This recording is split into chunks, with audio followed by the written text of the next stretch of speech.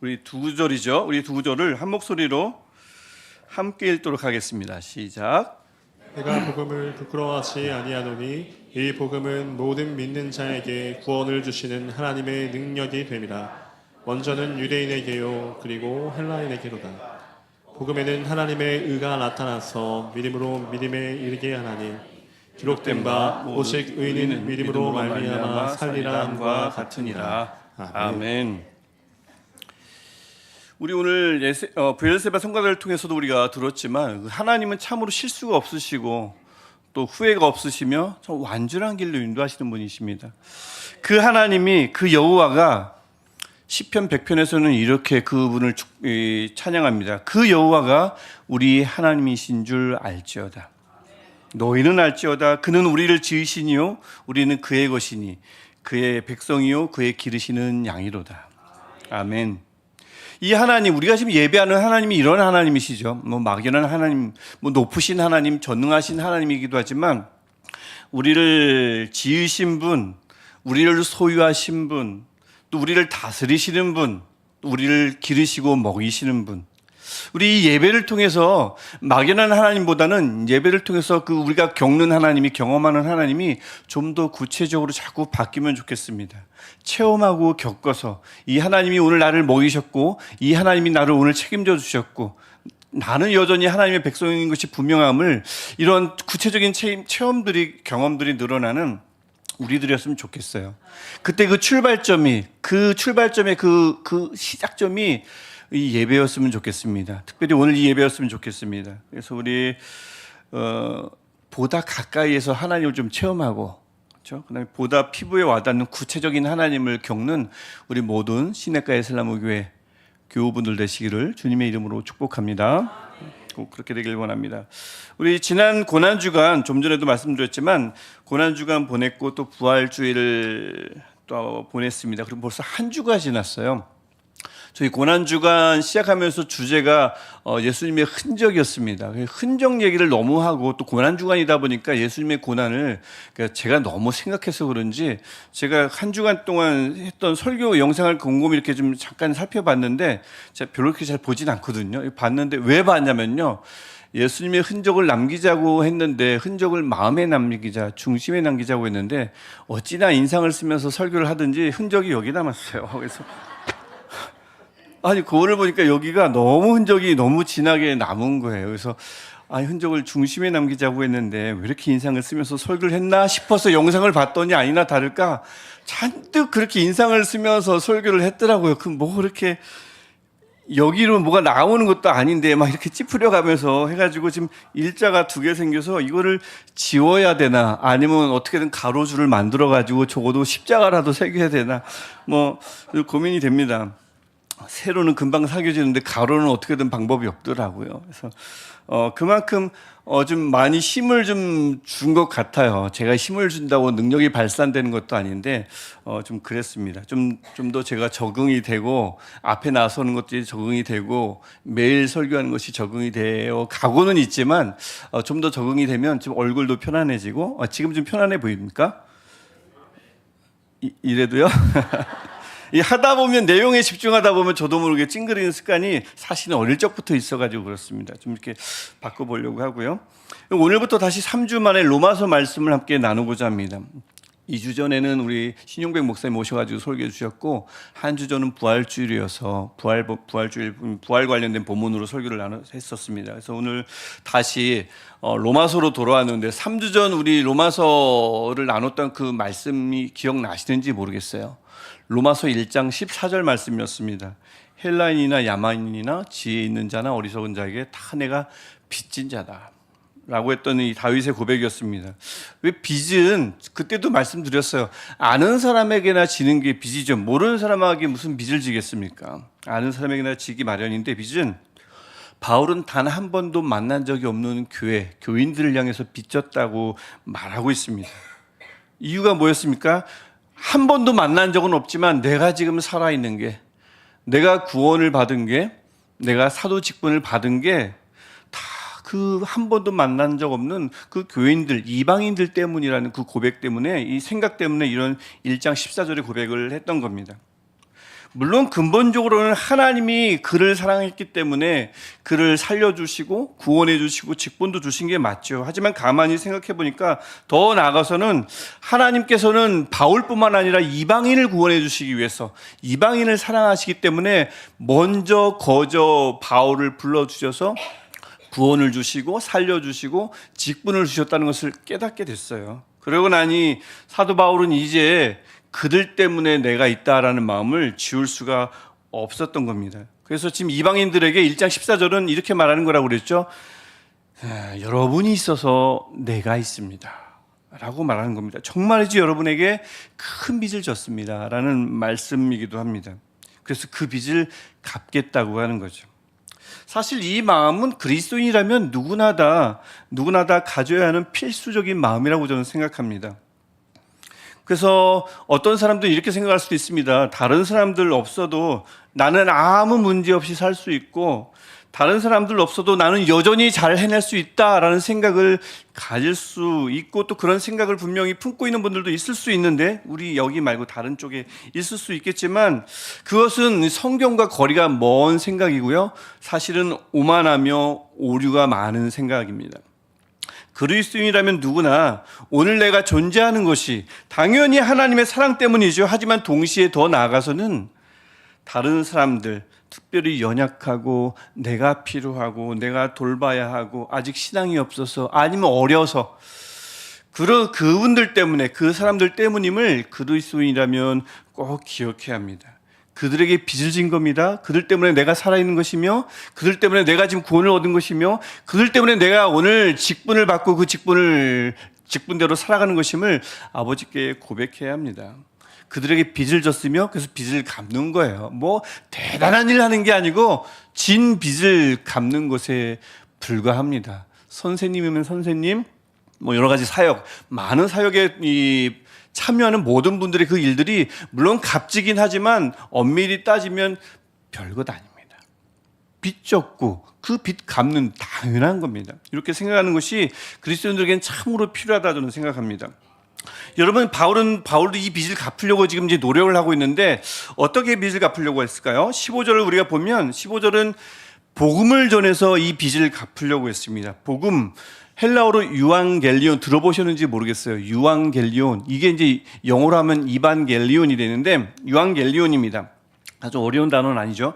좋은 소식, 기쁜 소식이라는 뜻입니다. 원래는 이 유앙겔리온이 언제 썼냐면 황제나 고위 관리가 전쟁에서 승리를 하거나 그래서 이 소식을 알릴 때나 아니면 우리 지역을 방문했다는 그 소식을 알릴 때 그럴 때 쓰는 것이 유앙겔리온입니다. 또 황제가 새로 등극을 했어요. 황제가 새로 생겼습니다. 탄생했습니다. 그러면 황제가 새로 났습니다라고 할 때 그 소식을 유앙겔리온이라고 합니다. 근데 성경은 이 황제나 고위 관리에게 쓰는 단어를 가지고 왔어요. 하나님께 붙였습니다. 그래서 1절을 우리가 보시면 1절에 하나님의 복음이라고 하죠. 황제에게 썼던 단어를 다시 빼앗았어요. 모든 언어는 원래 하나님의 것이잖아요. 하나님으로부터 비롯된 거잖아요. 그게 황제에게 썼다 해서 이 부정함으로 이 단어를 쓰지 않느냐? 이건 그렇지 않습니다. 원래 모든 것은 하나님의 것이므로 다시 하나님께 찾아오는 것입니다. 그래서 유앙겔리온 황제에게 쓴 건데 하나님을 거역하고 우상숭배의 주인인 그 주범인 황제에게 쓴 단어이므로 그런 부정한 단어는 우리는 쓸 수 없어가 아니라 원래 하나님의 것이므로 다시 빼앗아 옵니다. 그래서 유앙겔리온을 다시 하나님께 붙이는 겁니다. 사실 모든 게 그래요. 모든 것이든 이건 좀 부정한 것 아닌가? 부정한 게 어디 있어요? 하나님의 것인데 그들이 빼앗아 간 거죠. 그들이 하나님께 거역해서 가져간 것입니다. 신앙은 그리고 제대로 된 건강한 신앙은 다시 빼앗겼던 것을 다시 가져오는 겁니다. 1세기엔 그런 운동이 막 일어났어요. 퀴리오스, 우리가 주라고 부르는 이 주는 원래 황제에게만 붙였던 겁니다. 함부로 쓸 수 없었습니다. 그런데 신앙인들이 목숨을 걸고 주를 어디에 붙입니까? 예수 그리스도로 가져왔어요. 주 예수 그리스도라고 합니다. 이 단어 한만으로도 죽음을 당할 수가 있었어요. 주라는 것은 황제에게만 쓸 수 있는 거였거든요. 원래 주는 하나님께 쓴 단어였는데 그들이 빼앗아가서 황제에게 붙였단 말입니다. 다시는 주라는 퀴리오스라는 단어를 사람에게 붙일 수가 없었는데 가져온 겁니다. 주 예수 그리스도라고. 신앙이란 이런 거죠. 원래 하나님 이것을 자꾸 다시 회복시키는 겁니다. 이 단어도 그렇고 많은 개념들이 그렇고 많은 형상들이 그렇습니다. 다 그래요. 자, 그래서 이 유앙겔리온을 하나님께 붙여가지고 1절에 하나님의 복음이라고 얘기했습니다. 그래서 아까 유앙겔리온은 소식이었죠. 기쁜 소식이었죠. 하나님이 승리하셨습니다. 하나님이 그의 하나님을 나타내셨습니다. 하나님은 이 땅을 다스리십니다. 이것을 알리는 소식이 바로 하나님의 복음, 하나님의 유앙겔리온입니다. 그런데 대뜸 바울이 16절에서 내가 복음을 부끄러워하지 아니하노니 라고 이야기합니다. 대뜸 그러죠. 이 말은 뭐겠습니까? 누군가는 이 복음을 부끄러워하는 사람이 있다라는 뜻이겠죠. 실제 아니나 다를까 고린도전서 1장 23절을 보면 복음을 부끄러워했어요. 그리스도를 전하는 것을, 즉 복음을 유대인들은 거리꼈고요, 헬라인들은 미련한 것으로 여겼습니다. 왜 그랬겠습니까? 구원 방법이 십자가였잖아요. 형틀이었잖아요. 혐오스러운 형틀이었잖아요. 살과 피를 찢어서 흘려서 이루는 구원이었잖아요. 거룩이 쉽게 오염된다고 생각했던 유대인들에게는 부정한 방법이에요. 걸림돌입니다.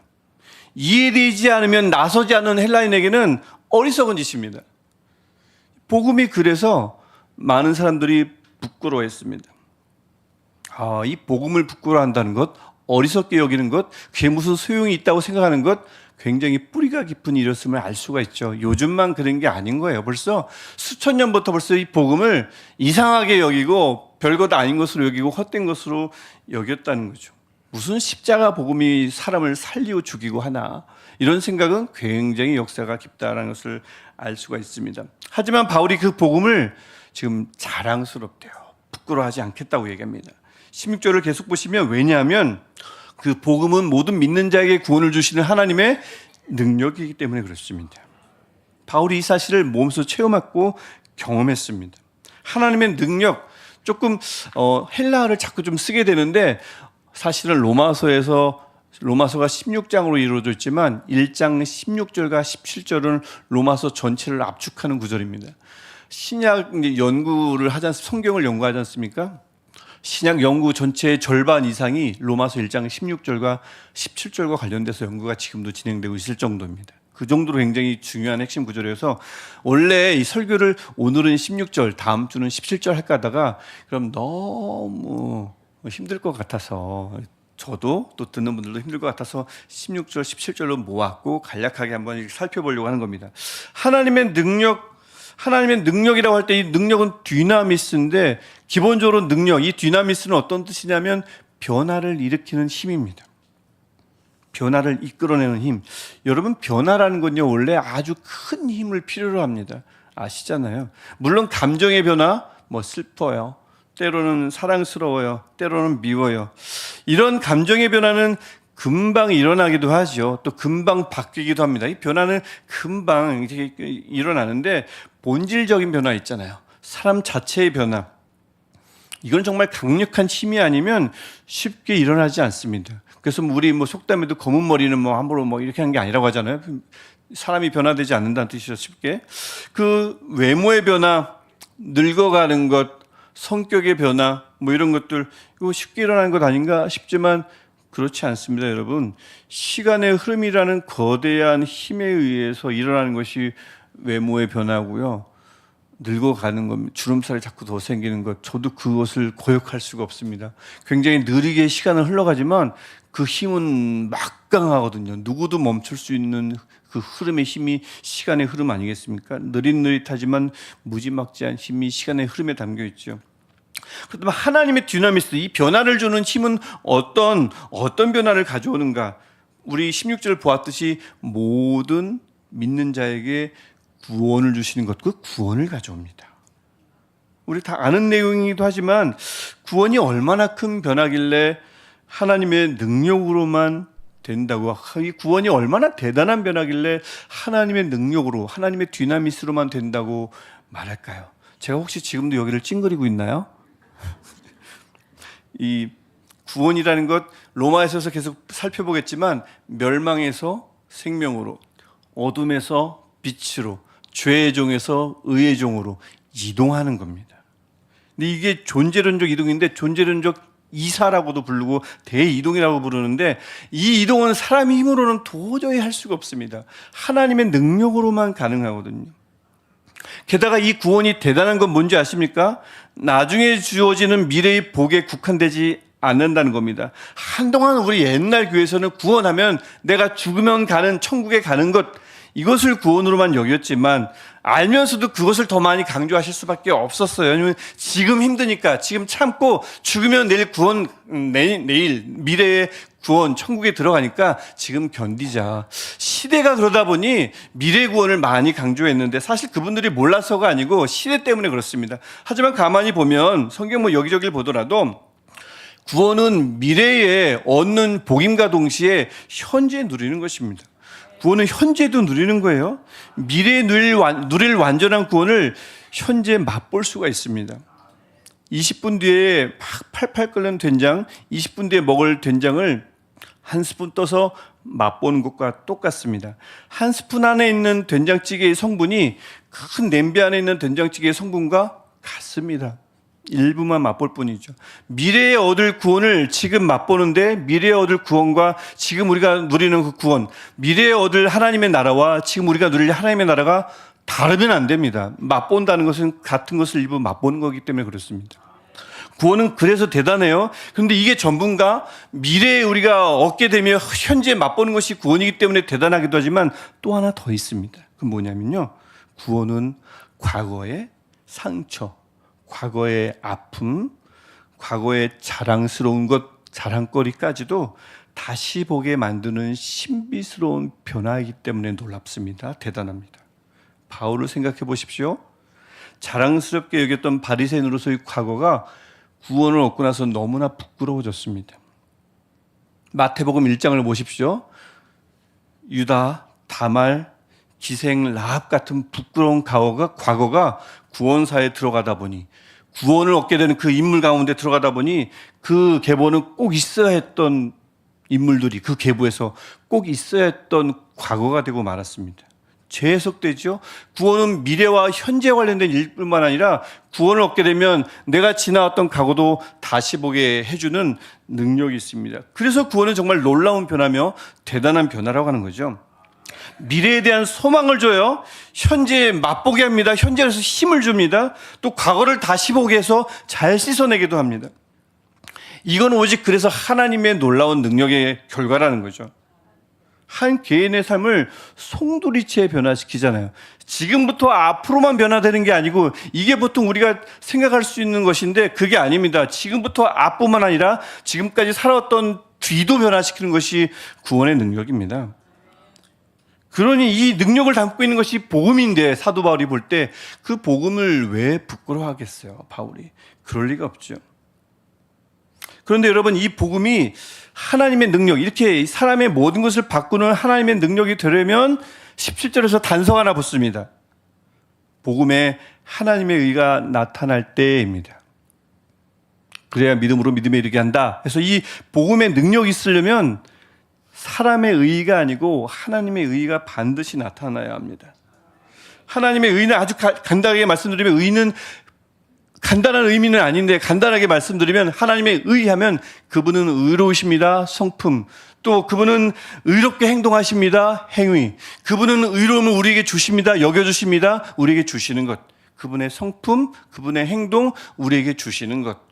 이렇게 세 가지로 간략하게 나눠볼 수 있는데 이것 때문에 학계는 난리가 났지만 생각할 그들끼리 싸우라고 놔두고요. 그냥 이렇게 세 가지. 그분은 의로우심, 그분은 우리에게 의롭게 행하십니다. 구원을 하시려고 열정적인 마음을 가지고 우리를 구원을 주십니다.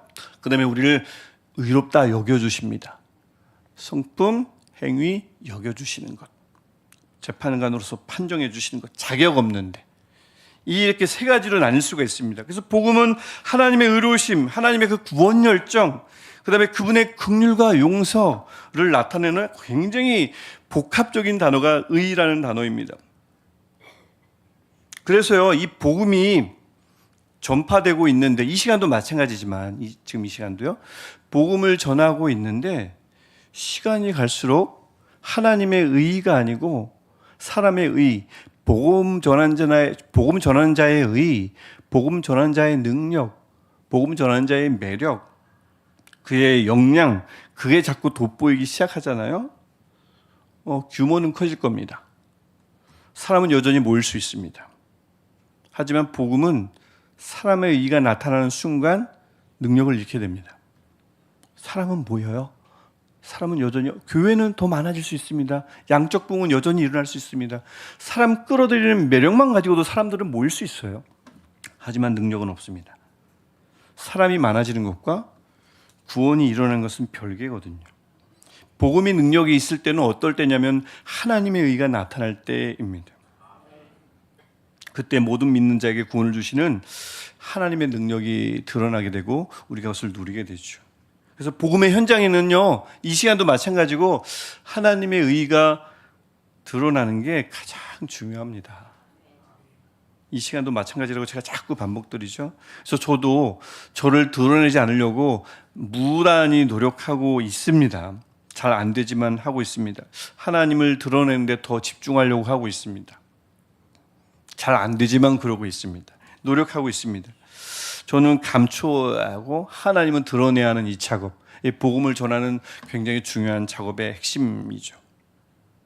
그래서 이 복음에 오직 하나님의 의의가 나타나고 그분의 성품, 그분의 행위, 그분의 판단, 판정, 긍휼 많은 판정, 이것이 나타나며 구원의 능력을 발휘하게 되면 그 복음을 듣는 그리스도인들은 반드시 믿음에 이르게 됩니다.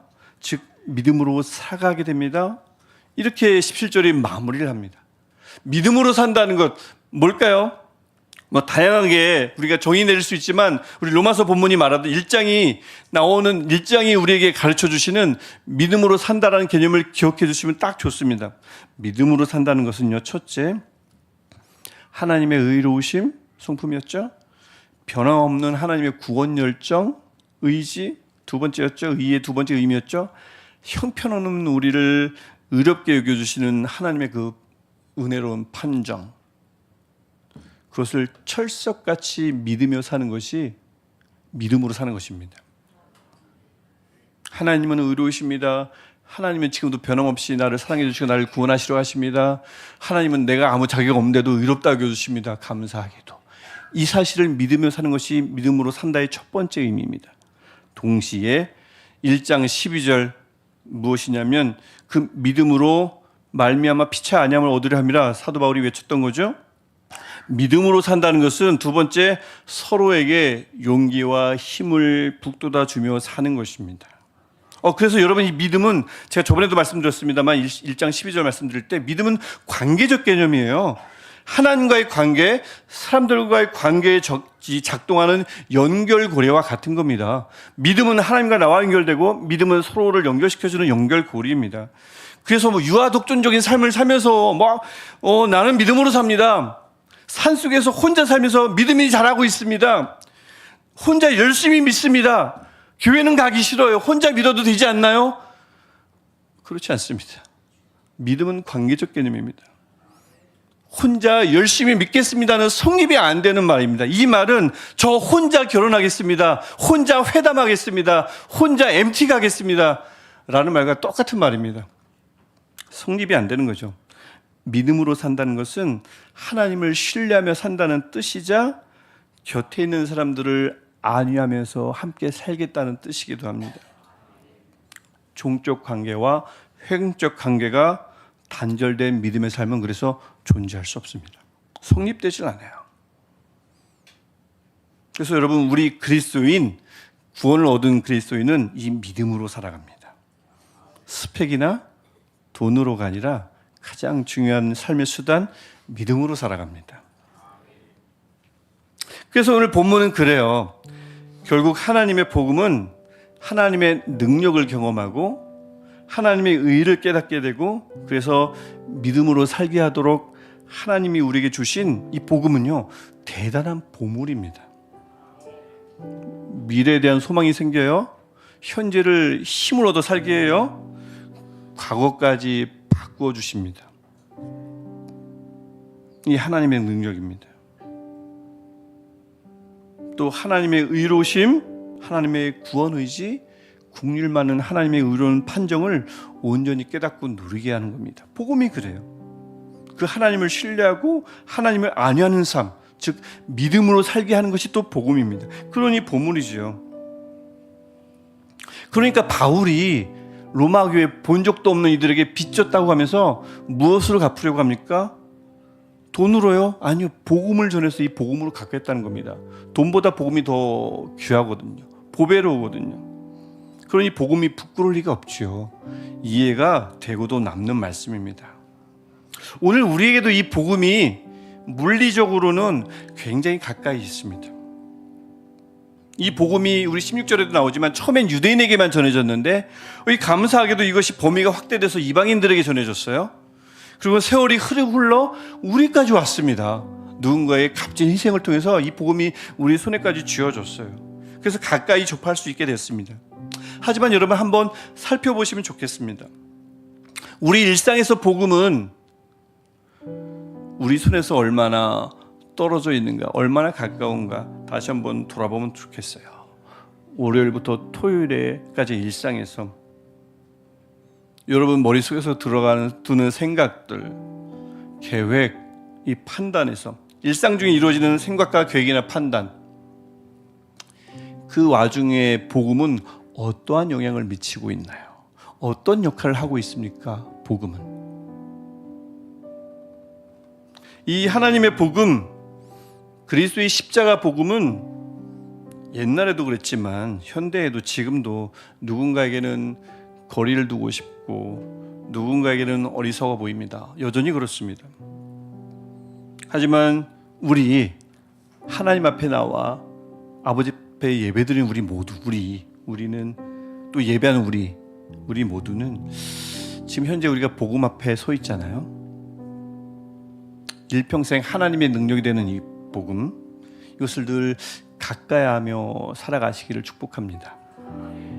복음을 부끄러워하지 마시고 여러분의 삶에서 가장 중요한 자리에 두시는 복이 있기를 주님의 이름으로 축복합니다. 복음은 하나님의 능력입니다. 복음은 하나님의 의를 나타냅니다. 이 복음으로 말미암아 우리가 믿음으로 살 수 있습니다.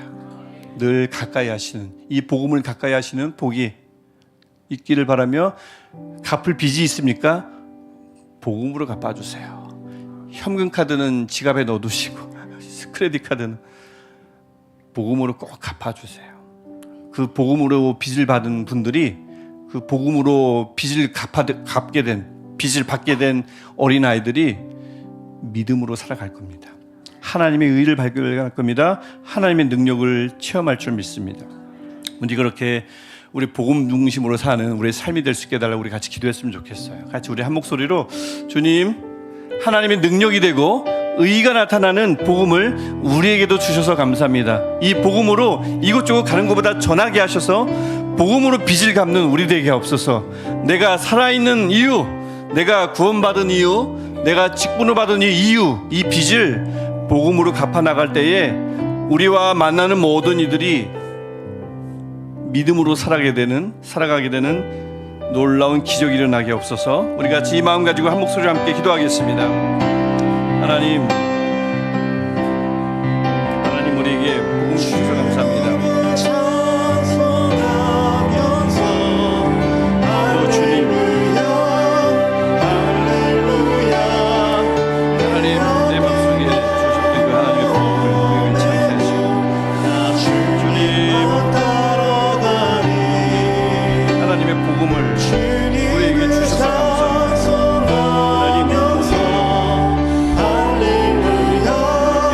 하나님 우리 이것이죠. 우리가 그것을 제대로 활용하지 못하고 하나님의 능력을 온전히 체험하지 못한다면 다시 한번 이 복음을 통해 나타나는 하나님의 능력을 맛보게 하시고, 하나님의 의로우심, 하나님은 의로우십니다. 하나님은 우리를 구원하시기 위해 그 열정을 지금도 다하고 계십니다. 하나님, 우리 자격 없는 우리를 사랑하시며 우리에게 긍휼을 베푸셔서 우리를 의롭다 여기시는 그 하나님의 의를 몸을 통해 다시 한번 깨닫게 하시고, 주님, 오늘 우리가 맛볼 때니 우리가 다시 한번 하나님 앞에 가는 서게 하시고, 미래를 향한 소망이 다시 한번 샘솟게 하시고, 현재를 살아가는 우리에게 세비 되게 하시며, 우리를 주눅들게 하는 여러 가지 과거들을 깨끗이 이것을 벗어나는 일들이 일어나게 하옵소서. 주님, 일어나게 하소서. 복음을 전하는 복음의 힘을 바꾸는 우리를 되게 하소서. 믿음으로 하나님을 믿고 살아가게 하시고 우리 믿음으로 서를 바라보며 세우는 우리를 되게 하여 주옵소서. 주님을 찬송하면서 할렐루야 할렐루야 내 앞길 멀고 험해도 나 주님만 따라가리. 하나님, 이 복음을 우리에게도 허락하여 주셔서 감사합니다. 자격 없는 우리에게 복음을 주셔서 하나님의 능력을 맛보게 하시고 하나님의 의를 온전히 깨닫고 누리게 하시니 감사합니다. 이 복음 덕분에 그래서 우리가 믿음으로 살아가게 하시니 감사합니다. 주님, 구원을 주신 하나님, 하나님의 의를 깨닫게 하신 하나님, 그래서 우리 미래의 그 구원을 향한 소망이 조금도 쓰러지지 않게 하시고 현재를 살아갈 때에 힘 떨어지지 않게 하시고 기운 빠지지 않게 하시며 과거 때문에 힘들어하거나 과거 때문에 주눅들지 않도록 주님, 이 구원의 능력, 미래와 현재와 과거까지도 바꿔주시는 이 구원을 주시는 하나님의 능력을 온전히 맛보는 우리들 되게 하여 주옵소서. 이 복음이 우리 안에서 전파되어질 때에, 공유되어질 때에, 그래서 복음을 받은 이들과 전하는 모든 이들이 믿음으로 살아가는 우리들 되게 하여 주옵소서. 예수님 이름으로 기도합니다. 아멘. 우리 다 같이 일어나셔서 우리 결단성학교 찬양하겠습니다.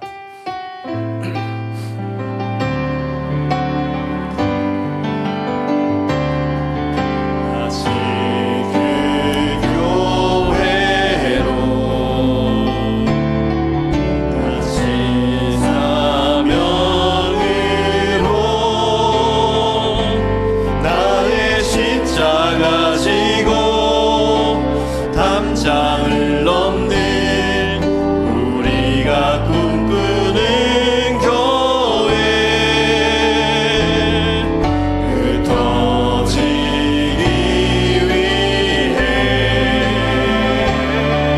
헌신하기 위해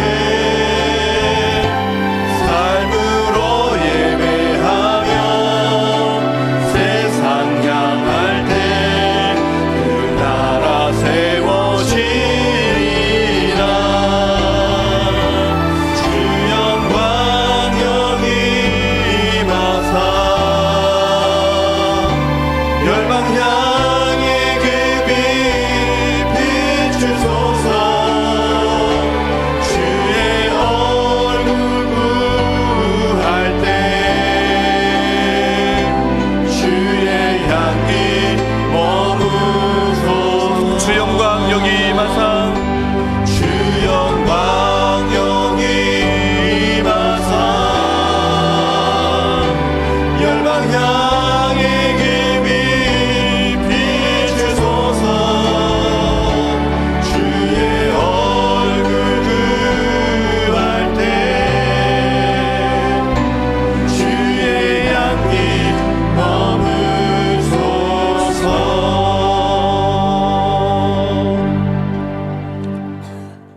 오늘 이 예배를 받아주시고 우리 예물을 받아주시고 우리 삶을 받아주실 하나님 감사합니다. 이 예배 이후부터 시작되는 모든 삶도 받아주시며 하나님께 온전히 연락되어질 때에 한 주간을 믿음으로 살았다 고백하는 우리들 되게 하여 주옵소서. 이제는 예수 그리스도의 은혜와 하나님의 사랑과 성령의 역사하심이 복음을 꼭 붙잡고 살길 원하며 그래서 하나님의 능력을 누리고 하나님의 의를 깨닫고 누리며 그래서 한 주간 하루하루의 삶, 순간순간의 삶이 오롯이 믿음으로 사는 삶 되기를 작정하며 소원하는 모든 예배자들 위해 영원토록 함께 하시기를 간절히 축원하옵나이다. 아멘.